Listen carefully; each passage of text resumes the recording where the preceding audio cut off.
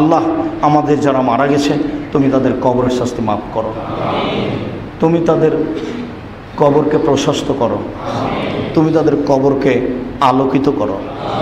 আসসালামু আলাইকুম বন্ধুরা, আজ আমরা জানবো অসুস্থ ব্যক্তির জন্য কিভাবে দোয়া করবেন। শেখ আব্দুর রাজ্জাক বিন ইউসুফ সাহেবের এই প্রোগ্রামটি আমরা দেখব। ভিডিওটি শুরু করা যাক। সম্মানিত মসজিদের মুসাল্লি, আমাদের খুতবা শেষের পূর্বে জরুরি দু একটি কথা যেমনভাবে বলে থাকি যে আল্লাহ আমাদের যারা মারা গেছে তুমি তাদের কবরের শাস্তি মাফ করো।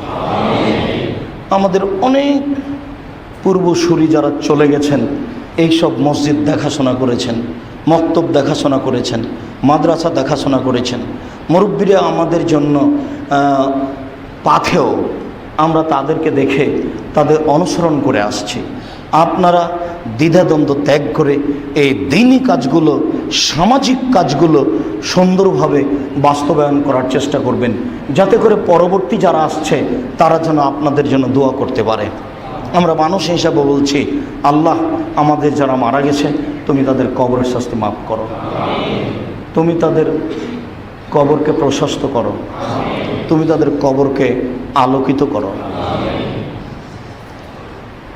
আল্লাহ আমরা যারা অসুস্থ বাড়িতেও হাসপাতালে, অনেকেই বড় ধরনের অসুস্থ হয়ে হাসপাতালে অপেক্ষা করছেন, অনেকেই বাড়িতে অসুস্থ অবস্থায় আছে, তুমি তাদের আরোগ্য দান করো।